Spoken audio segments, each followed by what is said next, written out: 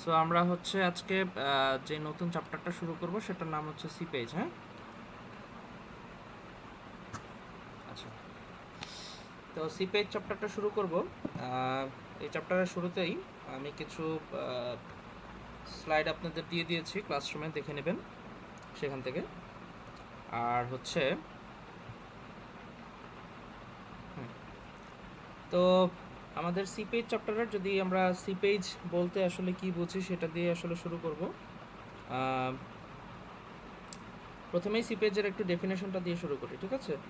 ডেফিনেশনটা সরাসরি এখানে দেয়া নেই, বাট আমরা একটু বুঝলেই মোটামুটি হয়ে যাবে।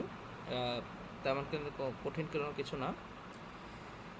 সিপেজটার হচ্ছে ডেফিনেশন যদি দেই, সেটা হচ্ছে যে seepage is the slow movement or leakage of a liquid through small pores, cracks or openings in a material such a soil, rock, concrete আর ওয়ালস। ঠিক আছে? আচ্ছা। তো সিপেজের ক্ষেত্রে যে জিনিসটা বলা হয় সেটা হচ্ছে যে সিপেজটা হচ্ছে যে, ধরেন ফ্লুইড যে জিনিসটা করে, যে ধরেন যে কোনো একটা ম্যাটেরিয়ালই হোক না কেন, সেটা যদি পোরাস মিডিয়াম হয়। পোরাস বোঝেন তো, মানে যেটার ভেতরে ফাঁকা জায়গা আছে, যেমন সয়েল। সয়েলের ভেতরে কি আছে? ফাঁকা জায়গা আছে। তো ফাঁকা জায়গার মধ্যে থেকে অবশ্যই কি হতে পারবে, এই ফ্লুইডটা কি করতে পারবে? ট্রান্সফার হতে পারবে, তাই না? এক জায়গা থেকে আরেক জায়গায় যেতে পারবে। তো এই যে বিষয়টা, তো যেহেতু ফ্লুইডের এই ধরনের অ্যাবিলিটি আছে, এখন পোর স্পেস থাকা অবস্থায় যে কোনো কিছু, যেমন সয়েলের ভিতর থেকে পাস হইতে পারবে, অথবা ধরেন আপনি একটা কি করলেন, রিটেনিং ওয়াল, ঠিক আছে, রিটেনিং ওয়াল বানালেন, সেই রিটেনিং ওয়ালের নিচ দিয়েও কিন্তু আমার এই ওয়াটারটা পাস হতে পারে। তো সিপেজ ওই যে হচ্ছে, উইফল আছে না একটা, উইফল দিয়ে যে পানিটা বের হয় ওই যে কিছু হইতেছে না।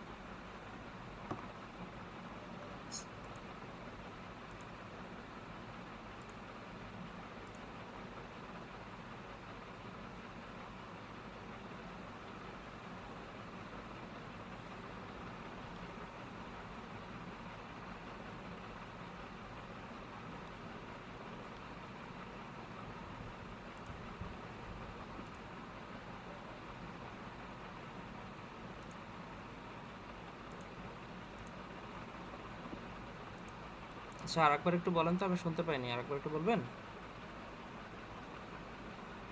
উইফল আছে না, ওই যে রিটেনিং ওয়ালে উইফল দেয় না স্যার? রিটেনিং ওয়াল সম্পর্কে বলছেন?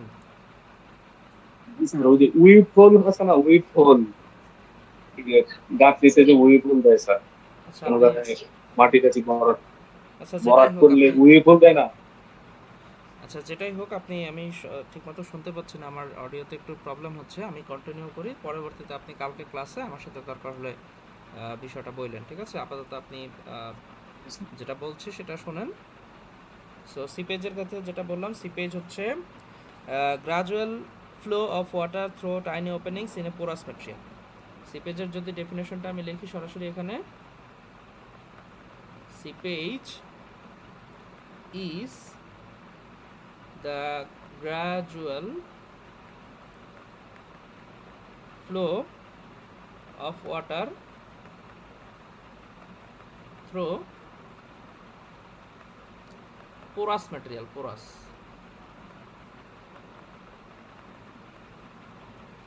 ঠিক আছে? তার মানে ওয়াটারটা কি করতে পারবে? পোরাস যে কোনো একটা ম্যাটেরিয়ালের ভেতর থেকে সে কি করতে পারবে? সে কিন্তু ফ্লো হতে পারবে আর কি, সোজা কথা এটা। আচ্ছা, তো সিপেজের ডিফিনেশনটা পড়লাম।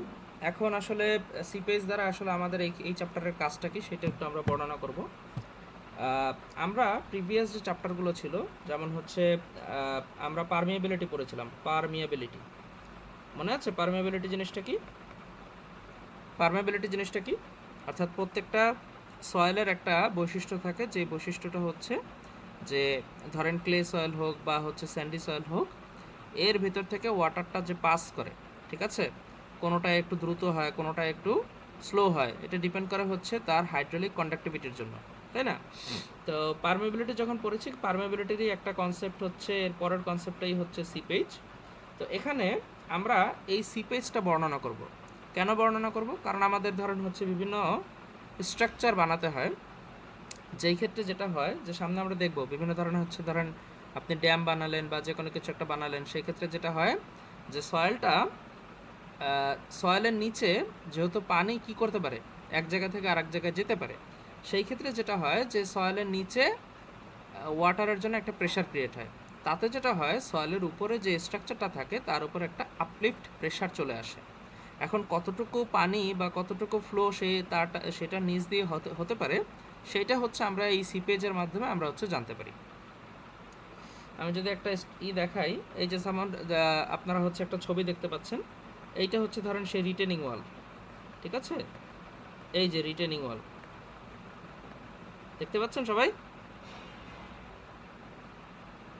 দেখতে পাচ্ছেন? জি স্যার। আচ্ছা,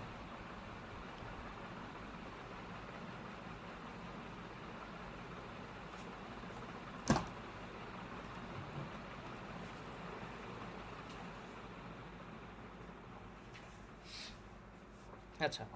তাহলে রিটেনিং ওয়ালের নিচ দিয়ে এই যে দেখতে পাচ্ছেন যে একটা পানির ফ্লো হচ্ছে, ঠিক আছে? এই যে রিটেনিং ওয়াল, ধরেন রিটেনিং ওয়ালটা পোরাস ম্যাটেরিয়াল না, বা এর নিচ দিয়ে হচ্ছে পানিটা ফ্লো হচ্ছে। তো এখন যেটা হয় যে এখানে কতটুকু সিপেজ আসবে, আমি তো আবারও বলেছি যে সিপেজ জিনিসটা কি। তো এখানে কতটুকু সিপেজ আসবে তার উপরে ডিপেন্ড করে যেটা হয় যে এই রিটেনিং ওয়ালটা কি হয়ে যাবে, উইক হয়ে যাবে। উইক হয়ে যাবে, ঠিক আছে? যদি পানির পরিমাণটা বেশি আসে বা কম আসে, আমরা যদি সেই সম্পর্কে আইডিয়া না থাকে, সেই ক্ষেত্রে আমাদের এই রিটেনিং ওয়ালটা একসময় আস্তে আস্তে উইক হয়ে যেতে পারে। যাই হোক, তো এই কারণে আমরা এই সিপেজ জিনিসটা পড়ছি, এই কারণে আমরা এই সিপেজ জিনিসটা সম্পর্কে আইডিয়া নিচ্ছি। তো এখন এই চ্যাপ্টারে আসলে কি কি জিনিস করা হবে, একটা হচ্ছে যে এই যে সিপেজ, এই সিপেজ বোঝার জন্য আমাদের বুঝতে হবে হচ্ছে ল্যাপ্লাস ইকুয়েশন অফ কন্টিনিউটি।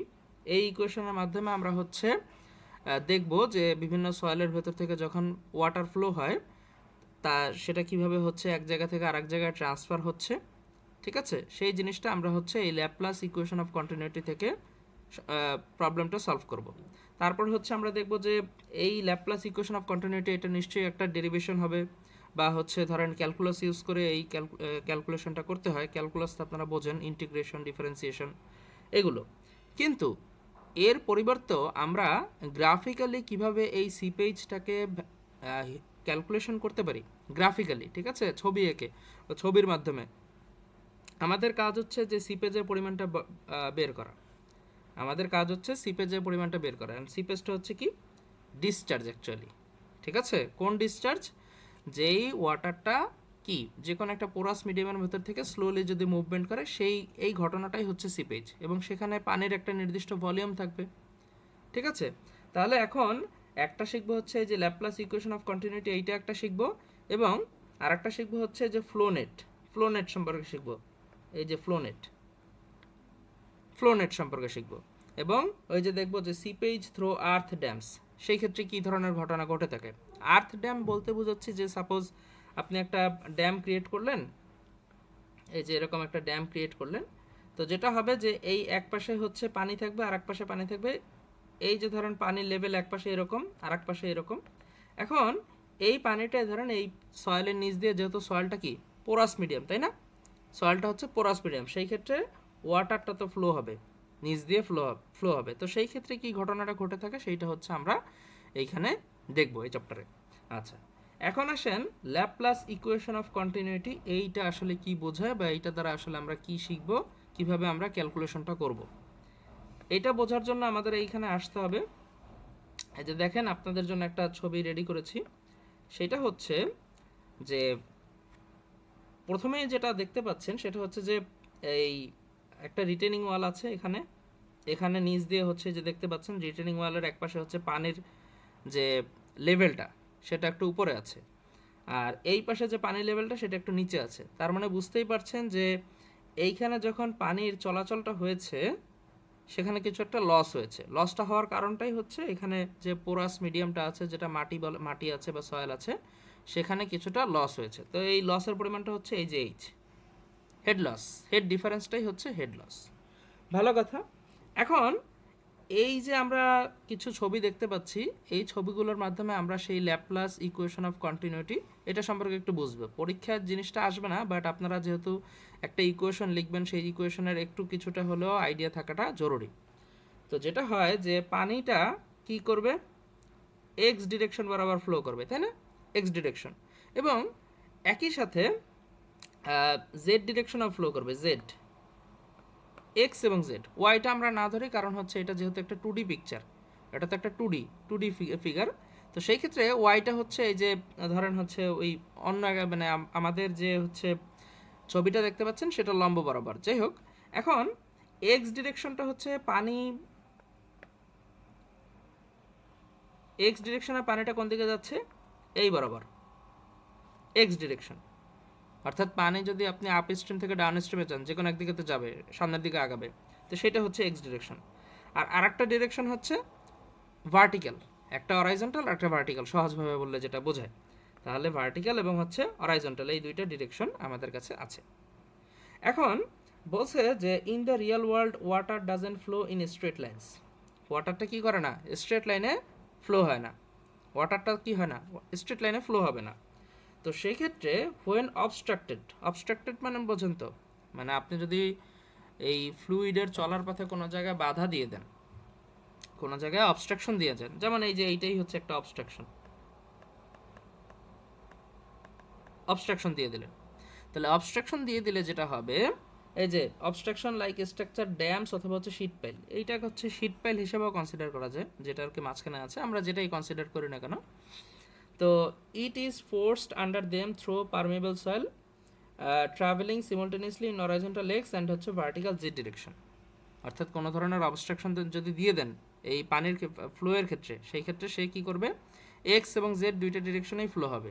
এই যে যেভাবে হচ্ছে এখানে অ্যারো চিহ্ন দিয়ে বুঝিয়েছে যে কীভাবে হচ্ছে পানিটা ফ্লো হচ্ছে। এখন তারপরে যেটা জিনিসটা হয় যে এখন এইখানে যে সয়েলের ভেতর থেকে পানি এর ফ্লোটা দেখতে পাচ্ছেন, যেটার আসল কথা হচ্ছে যে সিপেজ, এই ঘটনাটা হচ্ছে সিপেজ। এখন কতটুকু পানি এই পাশ থেকে এই পাশে আসবে, ঠিক না, কতটুকু পানি এই পাশ থেকে এই পাশে আসবে, সেই ক্ষেত্রে যেটা হয় যে দেখেন একটা একটা এই যে এই ছবিটা দেখেন, এই ছবিটাতে একটা সয়েলের একটা অংশ নিয়েছে, সয়েলের একটা অংশ নিয়েছে এবং বলেছে to calculate how much water is flowing. এখানে যে কতটুকু ওয়াটারটা ফ্লো হচ্ছে সেটা ক্যালকুলেট করার জন্য কি করছে, we must examine what happened at a single microscopic point in the soil mass. আমাদের ছোট একটা অংশ নেওয়া হয়েছে, সেই অংশটার মধ্যে এই পানির চলাচলটা কোন দিক থেকে কোন দিকে হচ্ছে, কতটুকু হচ্ছে, সেটা হচ্ছে আমরা কি করছি, মেজারমেন্ট করছি, সেটা মেজারমেন্ট করছি। ওকে, তাহলে একটু ছবিটা একটু ভালো মতো খেয়াল করেন, জিনিসটা অল্প একটু বুঝলেই হবে। প্রথম কথা হচ্ছে যে একটা ডিরেকশন হচ্ছে এক্স আর একটা ডিরেকশন হচ্ছে ওয়াই, একটা হচ্ছে ভার্টিক্যাল আর একটা হচ্ছে হরাইজন্টাল। এখন যে জিনিসটা হচ্ছে সেটা হচ্ছে যে পরের ছবিতে যাই, আগের যে স্লাইডের যে সয়েল ব্লক, সেই সয়েল ব্লকটা এখানে দেখতে পাচ্ছেন। এইটা দেখানোর উদ্দেশ্য হচ্ছে যে এই ওয়াটার ইন এবং হচ্ছে water out, water in and হচ্ছে ওয়াটার আউট। তো আমরা যে কন্টিনিউটি ইকুয়েশনটা জানি বা হচ্ছে ল্যাপ্লাস কন্টিনিউটি ইকুয়েশন যেটা আর কি আমাদের দেখানো আছে, সেই ক্ষেত্রে যেটা হয় যে এই যে সয়েল ব্লক, এই সয়েল ব্লকে পানি আসে এবং আরেক জায়গা থেকে বের হয়ে যায়, পানি আসে এবং আরেক জায়গা থেকে বের হয়ে যায়। তো এটা যেটা হয় যে the total rate of inflow is equals to total rate of outflow. তাহলে যতটুকু পানি আসতেছে ততটুকুই পানিটা বের হয়ে যাচ্ছে, তার মানে এই ঘটনাটা কি বোঝাচ্ছে, কোনো পানি এখানে স্টোর হচ্ছে না, তার মানে কি পানিটা মুভমেন্ট করছে, তাই না, পানিটা মুভমেন্ট করছে। তো সেই ক্ষেত্রে দেখেন এই যে এক্স ডিরেকশনে যতটুকু পানি আসতেছে, আবার এক্স ডিরেকশন থেকে সেই পানিটুকু বের হয়ে যাচ্ছে। তাহলে এক্স এবং হচ্ছে জেড দুইটা ডিরেকশনে কি পানির পরিমাণটা জিরো, এক্স এবং জেড দুইটা ডিরেকশনে পানির পরিমাণটা হচ্ছে জিরো। তো সেই ক্ষেত্রে যেটা হয় সেটা হচ্ছে যে আমরা একটা ইকুয়েশন পাই, সেই ইকুয়েশনটার নাম হচ্ছে এই যে এটা কন্টিনিউটি ইকুয়েশন। এই যে ডিফারেন্সিয়েটিং এক্স এর সাপেক্ষে ভিএক্স প্লাস জেড এর সাপেক্ষে ভিজেড, অর্থাৎ যেই ডিরেকশন সেই ডিরেকশনে ভেলোসিটিকে আমরা কি করছি, ডিফারেন্সিয়েট করছি। তাহলে এই জিনিসটা জিরো আসার কারণ কি? জিরো আসার কারণ হচ্ছে যে ওয়াটার ইন এবং হচ্ছে ওয়াটার আউট, এই দুইটা ভ্যালু হয়ে যাচ্ছে কি সেম। তার মানে টোটাল আমার স্টোরেজ অর্থাৎ পানির স্টোরেজের পরিমাণটা কি হয়ে যাচ্ছে, জিরো হয়ে যাচ্ছে। যদি এভাবে বলি suppose inflow minus outflow equals to storage. কোনো একটা সয়েলের মিডিয়াম আছে, সেখানে এক জায়গা থেকে পানি আসতেছে, আরেক জায়গা থেকে কি আবার ওই জায়গা থেকে পানিটা চলেও যাচ্ছে। এখন যদি পানির আসার পরিমাণ যাওয়ার থেকে বেশি হয়, তার মানে কি হয়ে যাচ্ছে, সেখানে পানিটা স্টোর হচ্ছে। কিন্তু এই যে সিপেজের যে ঘটনাটা ঘটতেছে, এই ক্ষেত্রে কিন্তু এরকম ঘটনা ঘটছে না, যেখানে হচ্ছে যতটুকু পানি আসতেছে ততটুকুই ওয়াটার আবার চলেও যাচ্ছে। তো এই জন্য এইখানে এই ইকুয়েশনটার ভ্যালু হয়ে গেছে জিরো। ঠিক আছে? আচ্ছা, এবার কি যদি জিরো আসে সেই ক্ষেত্রে কি হয়, এই ইকুয়েশনটা তো আমরা কন্টিনিউটি ইকুয়েশন থেকে পেলাম, এক্স ডিরেকশন এবং হচ্ছে জেড ডিরেকশন দুইটা মিলে কি হয়ে যাচ্ছে, জিরো হয়ে যাচ্ছে, তাই না? ইকুয়েশনটা তো পেলাম। এখন আমরা যখন হচ্ছে পারমেবিলিটি ইকুয়েশনটা পড়েছিলাম, পারমেবিলিটি, তখন কিন্তু আমরা একটা ইকুয়েশন শিখেছিলাম, সেটা হচ্ছে ডার্সিস ইকুয়েশন। ডার্সিস ইকুয়েশনটা কি? ডার্সিস ইকুয়েশনটা বলতেছে velocity is equals to K I. Velocity is equals to K I, আপনাদের মনে হয় সম্ভবত মনে থাকবে, আপনারা হচ্ছে অঙ্ক করছেন এটাতে সম্পর্কে, পারমেবিলিটি যে চ্যাপ্টারটা ছিল লাস্টে, সেই চ্যাপ্টারটায়।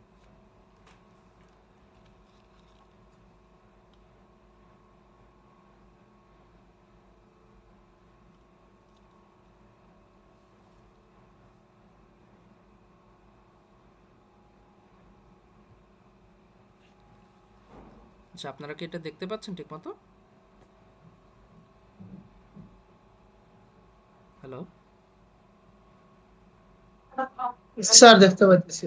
আচ্ছা,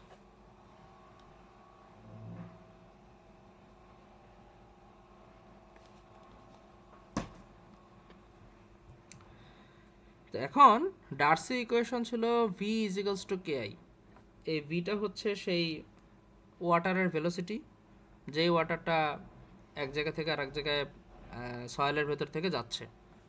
এই ভিটা ছিল ভেলোসিটি, এই কেটা ছিল কনস্ট্যান্ট হাইড্রোলিক কন্ডাক্টিভিটি, এবং আইটা ছিল হাইড্রোলিক গ্রাডিয়েন্ট আই। এখন আমাদের যেটা হয়েছে যে এই যে ভি সমান সমান লেখা যায় হচ্ছে কে আই, তাই না? V is equals to K I. আবার আবার দেখেন এই আই যেটা ছিল সেটা ছিল ডেল্টা এইচ ডিভাইডেড বাই হচ্ছে delta X. Delta H divided by delta X, এটা মানে কি ছিল, হেড লস বা হেড ডিফারেন্স ডিভাইডেড বাই হচ্ছে লেন্থ। এই জিনিসটা ছিল, যারা কি পারমেবিলিটি চ্যাপ্টারটা আছে সেই চ্যাপ্টারে দেখবেন যে এই জিনিসটা আছে। এখন তাহলে delta H divided by delta X, তাহলে ভি ইজ ইকালস টু যদি কে আই হয়, তাহলে আই এর পরিবর্তে আমি এটা বসালে দেখা যাচ্ছে যে এই যে এই জিনিসটা চলে আসে। তাহলে একইভাবে আমি এই ইকুয়েশনটাকে আবার এই ভিএক্স এর পরিবর্তে বসাই দেব। তাহলে ভিএক্স এর পরিবর্তে বসাই দিলে আমার যেটা আসবে এই যে এইটা চলে আসবে। ঠিক আছে? কে তো কে এর জায়গায় আছে, জাস্ট হচ্ছে এইটা চলে আসবে। তাহলে এই যে চলে আসলো, এইটাই হচ্ছে আমার সেই ফাইনাল ল্যাপ্লাস ইকুয়েশন। প্রথমে আমরা কন্টিনিউটি ইকুয়েশন লিখলাম। কন্টিনিউটি ইকুয়েশন কিভাবে লিখলাম, দুইটা হচ্ছে ডিরেকশন, একটা হচ্ছে এক্স আর একটা হচ্ছে জেড। এক্স ডিরেকশন হচ্ছে হরাইজন্টাল, জেড হচ্ছে ভার্টিক্যাল। এখন ভার্টিক্যালের যেই দুইটা যে ডিরেকশন নিয়েছি, সেই দুইটা ডিরেকশনে যে ইনফ্লো এবং আউটফ্লো সেটার পরিমাণ কি হয়ে গেছে, জিরো হয়ে গেছে। তাহলে আমরা এইটাকে হচ্ছে বলতেছি কন্টিনিউটি ইকুয়েশন। কন্টিনিউটি ইকুয়েশনের মধ্যে ভি সমান সমান লেখা যায় হচ্ছে V is equals to K I. এবং আই এর পরিবর্তে আবার লেখা যায় হচ্ছে delta H divided by delta X. তাহলে এই যে Darcy's equation V is equals to K I, এখান থেকে আমরা আলটিমেটলি পেয়ে যাচ্ছি এই যে ফাইনাল ল্যাপ্লাস ইকুয়েশন। এইটাই হচ্ছে ল্যাপ্লাস ইকুয়েশন। তাহলে ল্যাপ্লাস ইকুয়েশনে কে এক্স এবং কে জেড এগুলো কি? এইগুলো হচ্ছে আমাদের যে হচ্ছে হাইড্রোলিক কন্ডাক্টিভিটি আছে পারমেবিলিটির ক্ষেত্রে, অর্থাৎ এগুলো হচ্ছে সয়েলের প্রপার্টি। কে এক্স কে জেড এগুলো হচ্ছে সয়েলের প্রপার্টি। এক্স হচ্ছে এক্স ডিরেকশন, জেড হচ্ছে ভার্টিক্যাল ডিরেকশন, তাই তো? আচ্ছা, এবং এই জিনিসটা দ্বারাও কিন্তু আমরা হচ্ছে সেই ল্যাপ্লাস ইকুয়েশনটাকে বোঝাচ্ছি, এবং ল্যাপ্লাস ইকুয়েশনেও একই জিনিসটাকে বোঝায় যে ইনফ্লো এবং আউটফ্লোয়ের পরিমাণটা হয়ে যাবে সমান। আচ্ছা, ভালো কথা। তো বলছে যে if the soil is isotropic, if the soil is isotropic, water flows equally easily in all direction, kx is equals to kz. The equation simplifies beautifully to this standard form. আচ্ছা, এইখানে যেটা বলছে যে সয়েলটা যদি আইসোট্রপিক হয় তাহলে জিনিসটা কি বোঝায়? সয়েলটা যদি আইসোট্রপিক হয় তাহলে জিনিসটা দ্বারা কি বোঝায়? আইসোট্রপিক কথার অর্থ কি সেটা একটু আমাদের বুঝতে হবে। আইসোট্রপিক, আইসোট্রপিক আইসোট্রপিক হচ্ছে যে ধরেন এই একটা সয়েলের একটা সিস্টেম, ঠিক আছে, একটা স্যাম্পল। এখন এর ধরেন ভেতরে তো সয়েলের অনেকগুলো জায়গা আছে, অসংখ্য জায়গা আছে। ধরেন এ একটা পয়েন্ট, এ একটা পয়েন্ট, এটা এ পয়েন্ট, এটা বি পয়েন্ট, এটা হচ্ছে সি পয়েন্ট। এখন এই সয়েলটাকে আমরা আইসোট্রপিক তখনই বলবো যখন এ বি সি এই তিনটা পয়েন্টের গুণাগুণ সমান হবে। গুণাগুণ বোঝেন তো? অর্থাৎ তার ভেতর থেকে ধরেন হচ্ছে অর্থাৎ ওই নির্দিষ্ট পয়েন্ট সবগুলোতেই একই ধরনের বৈশিষ্ট্য থাকবে। এ বি সি যেই তিনটা পয়েন্ট আমি নিয়েছি সবগুলো পয়েন্টেই কি বৈশিষ্ট্য একই থাকবে। শুধুমাত্র তখনই এই পুরো জায়গাটাকে আমি আইসোট্রপিক বলতে পারবো। এখন আপনি বলেন কে পয়েন্টের জন্য হাইড্রোলিক কন্ডাক্টিভিটি যদি কে এ হয়, বি পয়েন্টের জন্য যদি কে বি হয়, সি পয়েন্টের জন্য যদি কে সি হয়, হাইড্রোলিক কন্ডাক্টিভিটি, তার মানে তিনটার ভ্যালু কি হয়ে যাবে? সমান সমান হয়ে যাবে। এইটাই তো আইসোট্রপিক। এখন সেইটাই বলেছে যে যদি আইসোট্রপিক হয় তাহলে এক্স ডিরেকশনের হাইড্রোলিক কন্ডাক্টিভিটি আর জেড ডিরেকশনের হাইড্রোলিক কন্ডাক্টিভিটি দুইটার ভ্যালু কি হয়ে যাবে? সমান হয়ে যাবে। এই যে দেখেন K X is equals to K Z. তাহলে দুইটা যদি সমান হয় তাহলে দুইটা থেকে কি করতে পারবো? কমন নিয়ে বাদ দিয়ে দিতে পারবো। তাহলে যেই জিনিসটা দাঁড়াচ্ছে এই যে এইটা হচ্ছে আমার আলটিমেট ইকুয়েশন। এইটা হচ্ছে আমার আলটিমেট ইকুয়েশন, যেটা হচ্ছে আমার Laplace continuity equation. Laplace continuity equation এই যে এটা, এই যে ল্যাপ্লাস ইকুয়েশন অফ কন্টিনিউটি। এইটুকু আমরা বুঝতে পারলে মোটামুটি হবে, সমস্যা নেই। আচ্ছা, তো এই জিনিসটা বুঝলাম। এখন হচ্ছে আসেন আপনাদের সাথে যে পিডিএফটা শেয়ার করেছি সেই পিডিএফে এই জিনিসটা অনেক কমপ্লেক্সভাবে বোঝানো ছিল, যার কারণে আমি একটু শর্টকাটে বোঝানোর ট্রাই করেছি। এখানে ওই একই জিনিসই পাবেন, এই যে লাস্টে গিয়ে এইটা 8.5। বুঝতে পেরেছেন সবাই? আচ্ছা, যারা যারা ক্লাস করছেন যদি বুঝে থাকেন তাহলে ভালো। এই যে কে এক্স কে জেড, সেখান থেকে আমরা চলে আসলাম আইসোট্রপিক যদি হয় তাহলে সেই ক্ষেত্রে এরকম, ঠিক আছে? আচ্ছা, এখন এই যে আমরা ইকুয়েশনটা সলভ করলাম, এখান থেকে আমাদের একটা ম্যাথ প্রবলেম সলভ করতে হবে। এখান থেকে আমাদের একটা ম্যাথ প্রবলেম সলভ করতে হবে। তো যেটা হবে সেটা হচ্ছে যে আমরা কি করব, আগের যে প্রবলেমটা ছিল সেটা ছিল 2D, তাই না? 2D, সেখান থেকে আমরা ওয়ান ডাইমেনশনাল একটা প্রবলেম চিন্তা করব। ওয়ান ডাইমেনশনাল প্রবলেম বলতে আমি বোঝাচ্ছি যে কে এক্স এবং হচ্ছে কে জেড দুইটা ডিরেকশন বোঝাচ্ছি। তো এখন কি করব, সিম্পল ফ্লো প্রবলেম সলভ করার জন্য আমরা কি করব, যে কোনো একটা ডাইমেনশন ধরে নেব। তো সেটা যেটা হবে সেটা হচ্ছে যে যদি একটা ডাইমেনশন থাকে এক্স অথবা জেড, একটা ধরে নিলাম, তাহলে ধরেন এখানে যদি একটা ডিরেকশন থাকে তাহলে সেটা কি লেখা যায়, এখান থেকে এক্সটা ধরেন আমি বাদ দিয়ে দিলাম, তাহলে একটা ডিরেকশন থাকলো। সেই একটা ডিরেকশনের জন্য delta square H divided by হচ্ছে ডেল্টা জেড স্কোয়ার, এটা লেখা যায় না? 8.5 থেকে 8.6 এইটা ছিল হচ্ছে 2 ডিরেকশন, দুইটা ডিরেকশন। আর এই যে এই জিনিসটা তাহলে কি একটা ডিরেকশনের জন্য এক্সট্রা বাদ দিয়ে দিলাম, তাহলে শুধুমাত্র একটা ডিরেকশনের জন্য, because the flow is only Z direction. ফ্লোটা কি হচ্ছে শুধুমাত্র ভার্টিক্যাল ডিরেকশনে হচ্ছে। সেই ক্ষেত্রে আমরা 8.5কে সিম্পলিফাই করে লিখতে পারি হচ্ছে 8.6, যেটা হচ্ছে delta square H divided by delta Z square. ভালো কথা। তো এখন দেখতে পাচ্ছেন আপনার একটা ছবি, যে ছবিটাতে একটা জিনিস, একটা ছবিটা বোঝার একটু বিষয় আছে যে এই ক্ষেত্রে কী কী আছে বা কী কী হচ্ছে না হচ্ছে। উপরে পানির একটা সাপ্লাই দেওয়া আছে, তাই না? ওয়াটার সাপ্লাই দেওয়া আছে। তো ওয়াটার সাপ্লাই দেওয়া থাকলে এই যে ওয়াটার সাপ্লাই দেওয়া আছে এইটা হচ্ছে পানির লেভেল, এই যে এইটা হচ্ছে পানির লেভেল। ভালো কথা। তো পানির লেভেলটা কি করছে, এই বরাবর পানিটা ফ্লো হচ্ছে, এই বরাবর পানিটা ফ্লো হচ্ছে, ফ্লো হয়ে কি হচ্ছে আরেকটা পাত্রে সেই পানিটা জমা হচ্ছে, আরেকটা পাত্রে সেই পানিটা জমা হচ্ছে। এখন যখন আপনি এই যে পানির পাত্রে জমা পানিটা সংগ্রহ করলেন, বা সেটার যেটা হলো সেটা হচ্ছে যে এই পর্যন্ত ওয়াটার লেভেলটা আপনি দেখতে পাচ্ছেন, অর্থাৎ পানি উপর থেকে ছেড়ে দিয়েছেন। পানিটা দুইটা সয়েল, এটা হচ্ছে সয়েল 1 আর এইটা হচ্ছে সয়েল 2, হ্যাঁ, দুইটা সয়েল। তো যেটা হচ্ছে আমরা কি দেখতে চাচ্ছি, water flow in one direction, water flow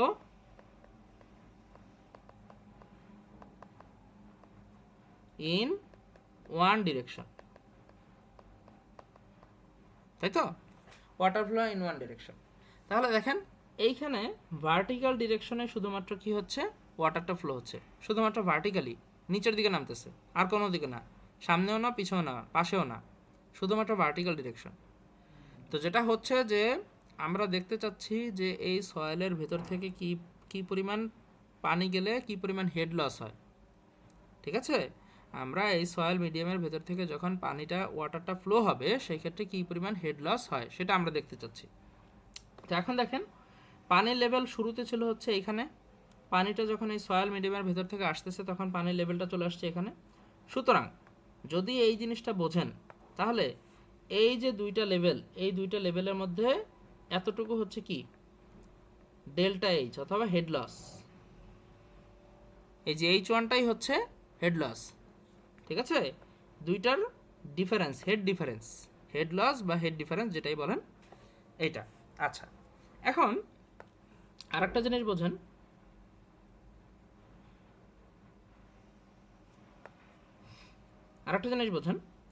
এই যে H1 এবং হচ্ছে H2 এই দুইটা দ্বারা হচ্ছে সয়েলের লেয়ার দুইটাকে বোঝাচ্ছে। এখন কি করছে যে এই পয়েন্টে একটা পিজোমিটার বসানো হয়েছে, এই যে এই পয়েন্ট, রেড পয়েন্ট যেটা বসানোর পর তার লেভেল দেখেন এই পর্যন্ত আসছে।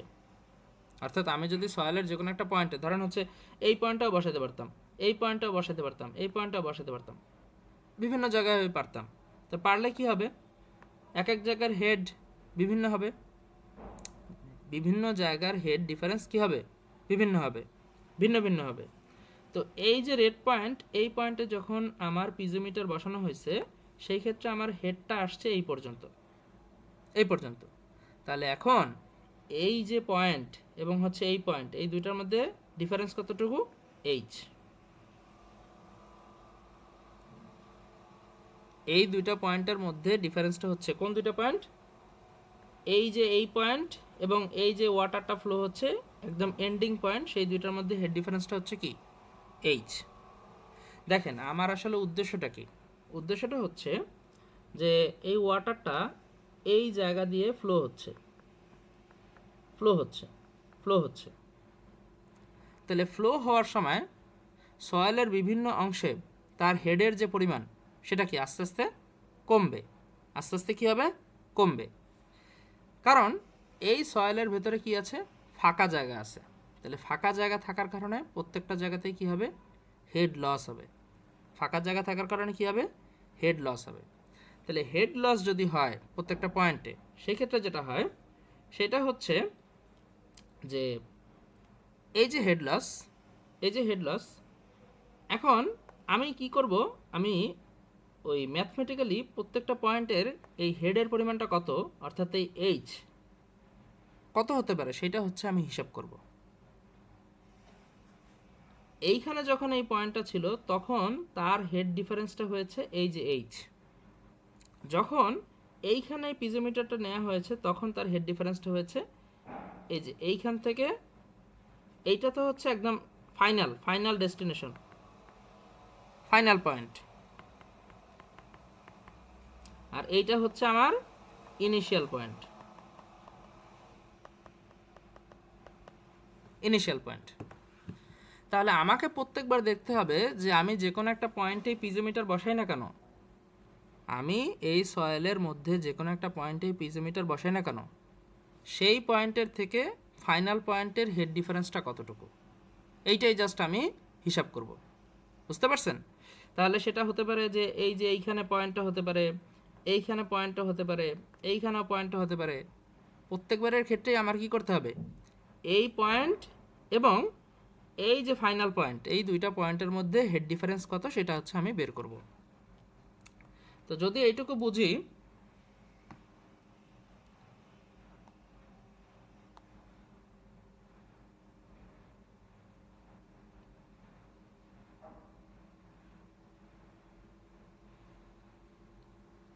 যদি এইটুকু বুঝি তাহলে এখন আমাদের একটু ডেরিভেশনটা তো লাগবে না, জাস্ট হচ্ছে একটু টুকটাক বুঝিয়ে দিচ্ছি আর কি। ধরেন এইটুকু যদি বুঝে থাকি, এখন আমাদের এই কোন পয়েন্টে যে আমি হচ্ছে হেড ডিফারেন্সটা দেখব, কোন পয়েন্টে যে কোনো একটা পয়েন্ট তো হইতেই পারে। তো এখন যেটা করব, ধরেন এই হচ্ছে আমার রেফারেন্স লাইন, এই যে এইটা হচ্ছে আমার রেফারেন্স লাইন। তাহলে রেফারেন্স লাইন থেকে কি নিচের দিকে আসা শুরু করব, তাই তো? আচ্ছা, রেফারেন্স লাইনের নিচের দিকে আসার যে ডিরেকশনটা সেটা ধরেন হচ্ছে জেড। কারণ কি, আমরা ওয়ান ডাইমেনশনাল ফ্লো চিন্তা করতেছি, ওয়ান ডাইমেনশনাল ফ্লো চিন্তা করতেছি। তো সেই ক্ষেত্রে যেটা হবে যে ধরেন যে কোনো একটা পয়েন্ট, তাই না, জেড, জেড হচ্ছে যে কোনো একটা পয়েন্ট।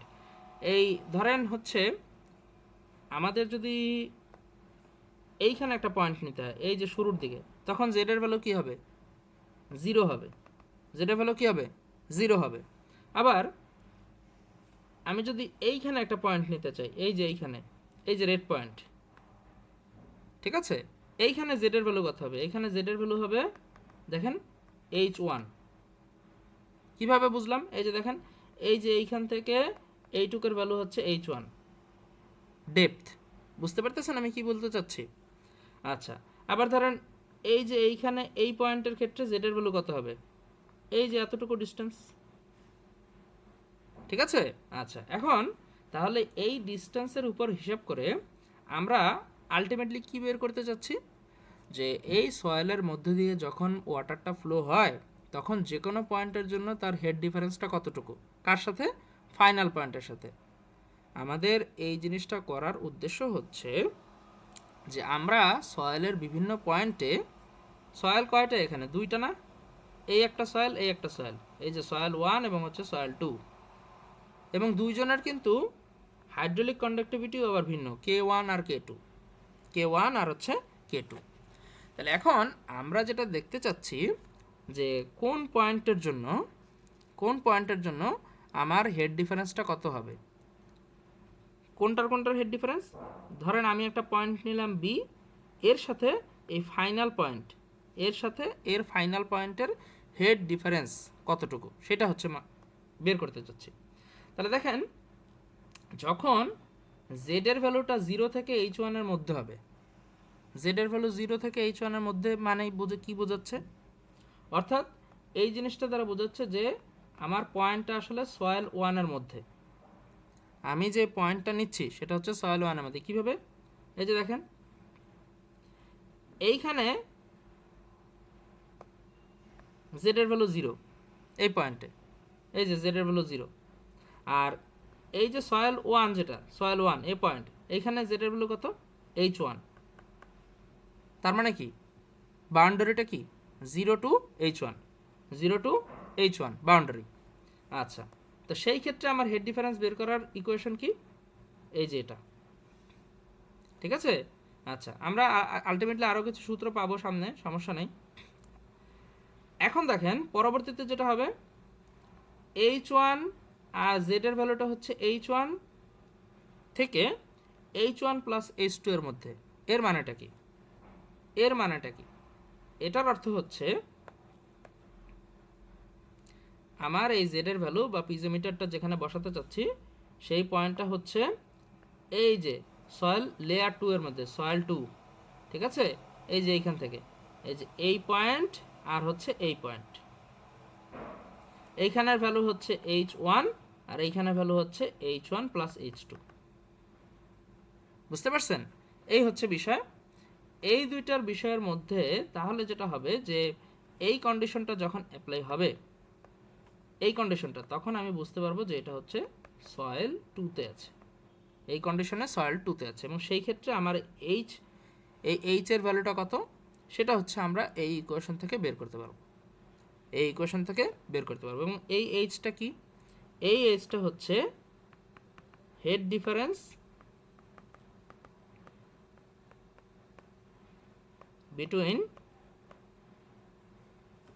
বিটুইন এক্স পয়েন্ট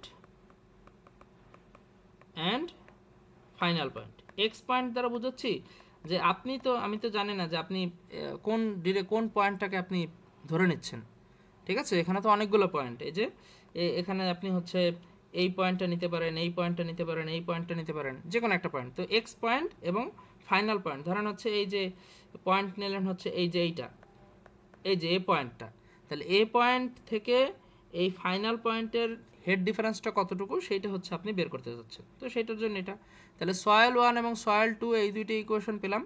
এখন দেখেন যেহেতু আমাদের যে ইকুয়েশন, দেখেন এই যে কতটুকু হেড ডিফারেন্স থাকবে এটা আসলে ডিপেন্ড করে কার উপরে? কন্ডাক্টিভিটির উপরে। কার উপরে? হাইড্রোলিক কন্ডাক্টিভিটি অথবা পারমেয়াবিলিটি কোএফিসিয়েন্ট।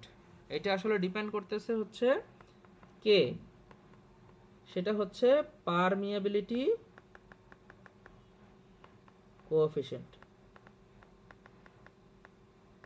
এই জিনিসটার উপরে। কে হচ্ছে পারমিয়াবিলিটি কোএফিসিয়েন্ট। ভালো কথা। এখন আমরা এই যে দুইটা ইকুয়েশন পেলাম, 8.13 আর একটা কোনটা পেলাম 8.10, এই দুইটা ইকুয়েশনকে আবার একটু মডিফাই করব, এই দুইটা ইকুয়েশনকে আর একটু মডিফাই করব। তাহলে মডিফাই করার পর যেটা আমরা পাবো আলটিমেটলি সেটা হচ্ছে 8.15 এবং 8.16। তাহলে দেখেন এই যে দেখেন বাউন্ডারি ইকুয়েশন একই আছে। এটা কখন? যখন হচ্ছে সয়েল ওয়ান, আর এটা কখন? যখন হচ্ছে সয়েল টু। বুঝতে পারছেন? সয়েল ওয়ান এবং হচ্ছে সয়েল টু। আচ্ছা, তো সেই ক্ষেত্রে আমাদের এই যে হেড ডিফারেন্সটা কিভাবে আমরা বের করব সেই দুইটার ইকুয়েশন দিয়ে দিয়েছে। এখন আমরা সরাসরি ম্যাথে চলে যাব। এই হচ্ছে আমাদের ম্যাথ। এইখানে হচ্ছে আপনাদের সবগুলো ভ্যালু দেওয়া থাকবে। এই যে H one equals to 305 millimetre, অর্থাৎ এইচ ওয়ানটা মানে কি? এইটা হচ্ছে সয়েল ওয়ান, এটা হচ্ছে 305 মিলিমিটার। এইচ টুটা হচ্ছে 508, এই 508 এটা কি? এটা হচ্ছে সয়েল টু। এইচ ওয়ানটা হচ্ছে 610 মিলিমিটার। এইচ ওয়ান কোনটা? এইচ ওয়ান হচ্ছে ওই যে ফাইনাল পয়েন্ট এবং হচ্ছে ইনিশিয়াল পয়েন্টের মধ্যে হেড ডিফারেন্স। এই যে এইচ ওয়ান দেখতে পাচ্ছেন, এই যে ইনিশিয়াল পয়েন্ট এবং ফাইনাল পয়েন্ট এই দুইটার মধ্যে হেড ডিফারেন্স। তো সবগুলো ভ্যালুই দেওয়া থাকবে। এইচ হচ্ছে 508, ঠিক আছে। এইচ হচ্ছে কোনটা?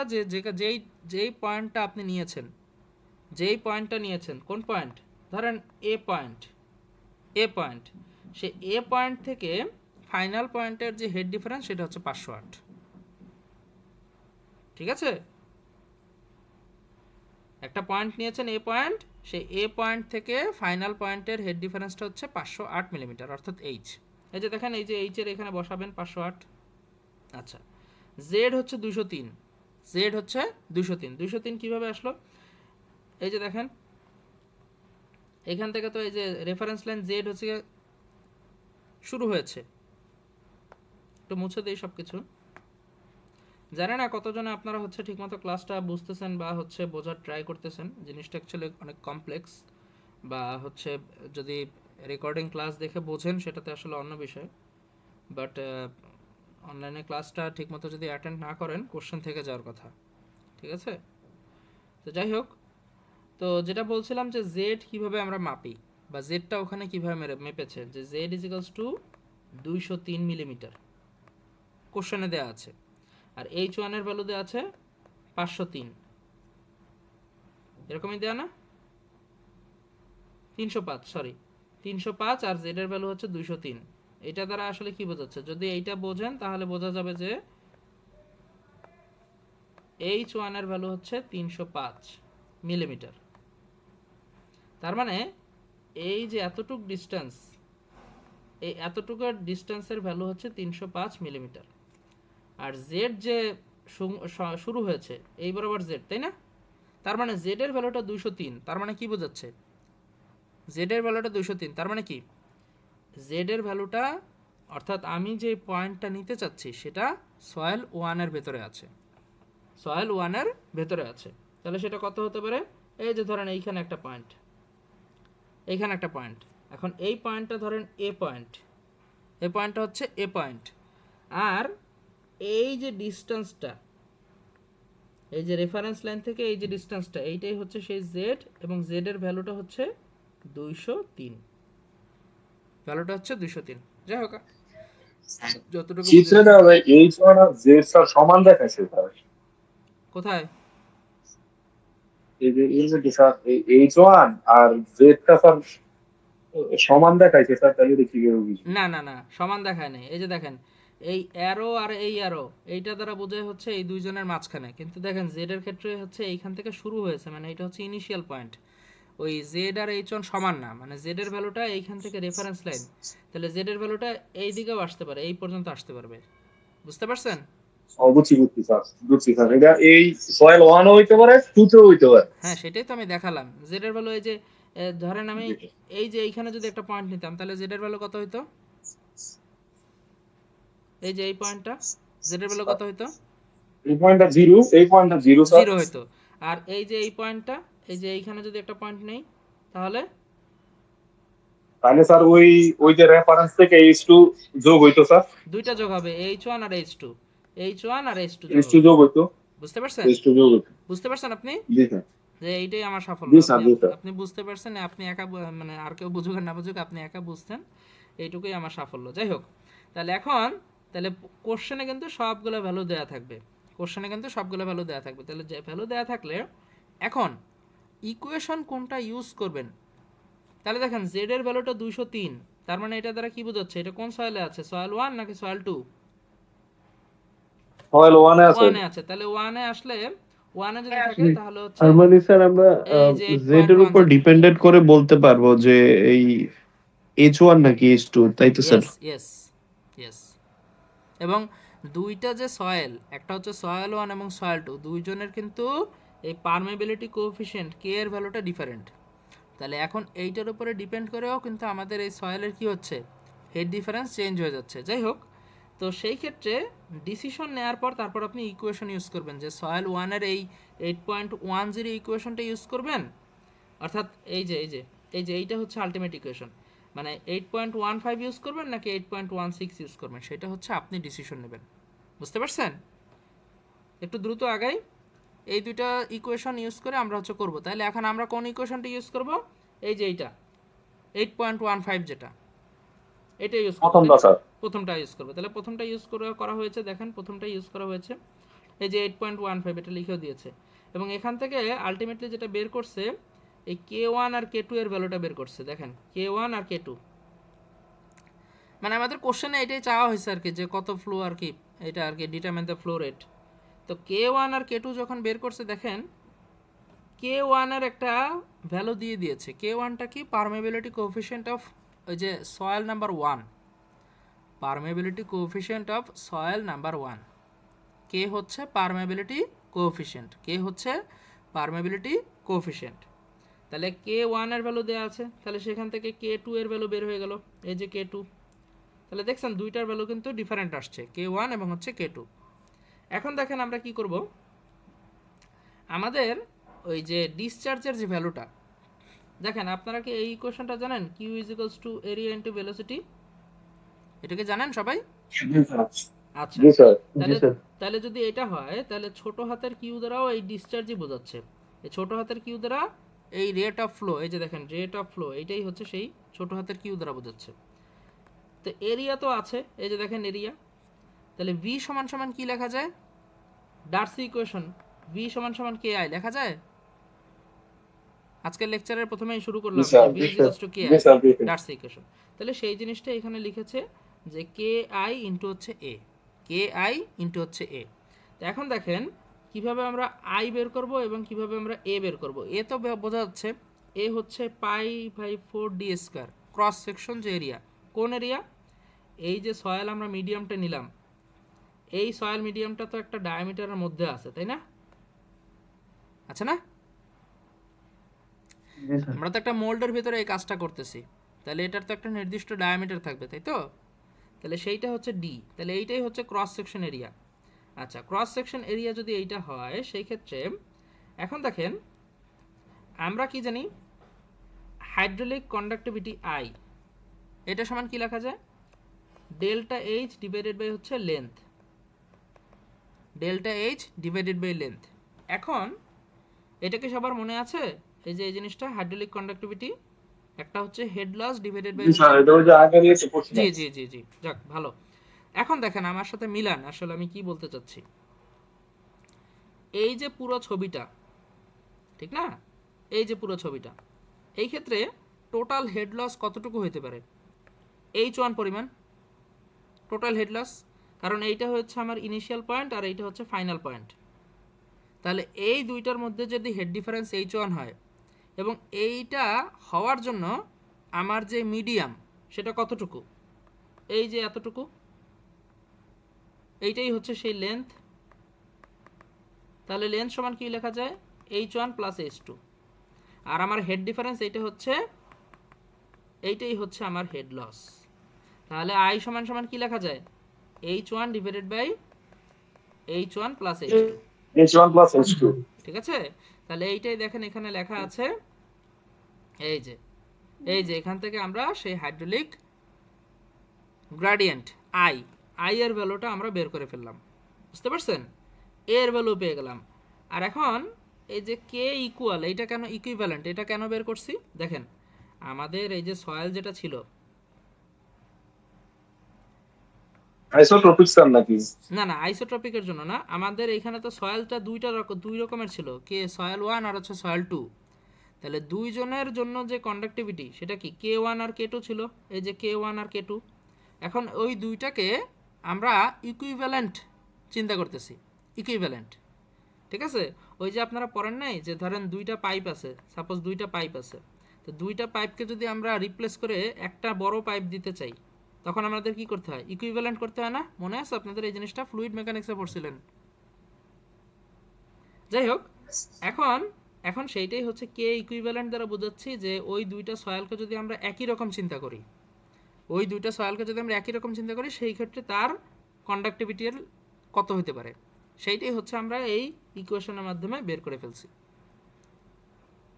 বুঝতে পারছেন? তাহলে এই ক্ষেত্রে এইটা আসছে হচ্ছে যে দুইটা সয়েল আছে, সয়েল 1 এবং হচ্ছে সয়েল 2, এই দুজনকে যদি আমি একসাথে করে ইকুইভ্যালেন্ট আর একটা সয়েলের কথা চিন্তা করি, সেই ক্ষেত্রে তাদের ভ্যালুটা চলে আসবে এইটা। তো দেখেন আমাদের সবগুলো ভ্যালু চলে আসছে। তাহলে আমাদের এইখান থেকে আমরা এই ডিসচার্জের পরিমাণটা আমরা বের করে ফেললাম, Q is equals to K equivalent I into হচ্ছে এ। বুঝতে পারছেন? জি স্যার। আচ্ছা, আপনাদের তো আরেকটা ক্লাসের সময় হয়ে গেছে, যাই হোক যতটুকু আর কি শেষ করতে পারছি, আর এতটুকুই থাকুক আপাতত। কালকে আবার এই বাকিটুকু আমরা শুরু করতে পারবো। তো আপনাদের কাছে অ্যাডভাইস থাকবে যে আপনারা হচ্ছে রেগুলার ক্লাস করেন এবং হচ্ছে কালকে সকালে যখন আমরা ক্লাস করব অবশ্যই হচ্ছে ওই